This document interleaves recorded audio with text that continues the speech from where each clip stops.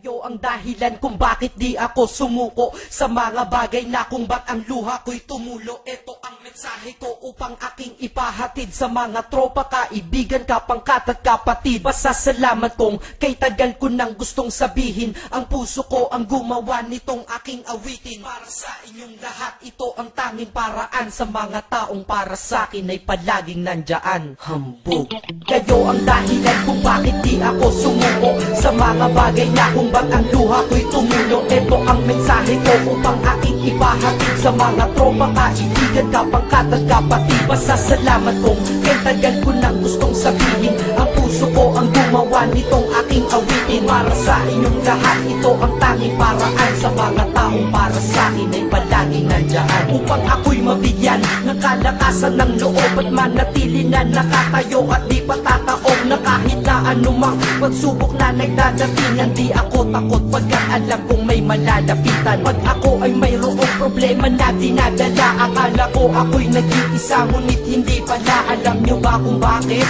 Kasi andyan sila, handa na iabot ang tulong nagmula sa kanila. Walang reklamo at walang hinihingi na kapalit. Kaya di lang kaibigan turing ko kundi sang malapit na kapatid. Sila'y kinikilala kong ikalawa na pamilya. Wag ko daw isiping mag-isa ka pa. Dahil sila'y aking sanggalan, di ako pinabayaan. Damahin ko kalungkutan, di nila pinapayagan. Kung wala kayong lahat kaibigan ko, marahil wala na rin ako. Ngunit nandito pa ako dahil kayo ang dahilan kung bakit di ako sumuko sa mga bagay na kung ba't ang luha ko'y tumulo. Ito ang mensahe ko upang aking ipahatid sa mga tropa, kaibigan, kapangkat at kapatid. Pasasalamat kong kay tagal ko nang gustong sabihin. Ang puso ko ang gumawa nitong aking awitin. Para sa inyong lahat, ito ang tanging paraan. Sa mga taong para sa akin ay palaging nandyan. At di kayo nawawala at di ako tinalikuran. Yan ang dahilan kung bakit hindi ko kinalimutan ang aking pinagmulan. Pakikisama nangunguna. Pag nakita ka ng tropa sasabihin, shot ka muna. Pag nabatrip sa pamilya, lalabas ka lang ng bahay. Lakad lang ng konti, andyan sila at merong tagay na inyong pagsasaluhan at inyong pinapaikot. Simpleng tulong yan nilang unti-unting pinapalimot. Ang problema mong pasan-pasan sa mga pangyayari sa tahanan o sa pera o kahit pa sa babae. Kahit sa gulo o away, tila pa mga sundalo. Di pwedeng maiwan ang isa, manalo o matalo. Ganyan ang kaibigan ko, mas kilala bilang barkada. Kung ako'y mamamatay na bukas, ako'y handa na. At kung may ikalawang mundo o buhay para sa akin,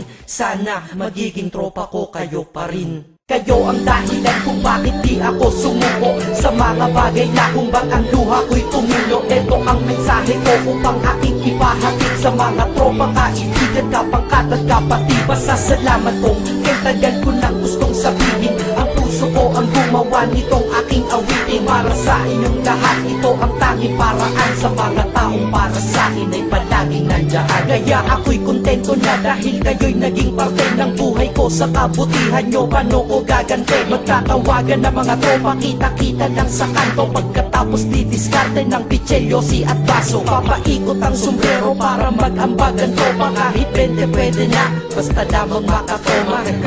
Ganito kami, at least magkakaramay. Kaya wag kang magtaka kung ba't masasaya ang tambay. Dahil tambay ay binubuo ng samahan na tunay. May kaibigang adik, mabait, iba ay merong sungay. Oo, iba-iba ang aming mga katauhan, pero iisa ang grupo pag sa trip at kagaguhan. Pag ika'y nalulungkot, kanino ka ba lumalapit? Pag nais mong bumitaw, kanino ka ba kumakapit? At kanino ka lumapit sa oras ng kagipitan? San pa ba? Diba sa kaibigan? Kayo ang dahilan kung bakit di ako sumuko sa mga bagay na kung ba't ang luha ko'y tumulo. Ito ang mensahe ko upang aking ipahatid sa mga tropa, kaibigan, kapangkat at kapatid. Pasasalamat kong kay tagal ko nang gustong sabihin. Ang puso ko ang gumawa nitong aking awitin. Para sa inyong lahat, ito ang tanging paraan. Sa mga taong para sa akin ay palaging nandyan. Salamat. Acero Records, Sad Productions,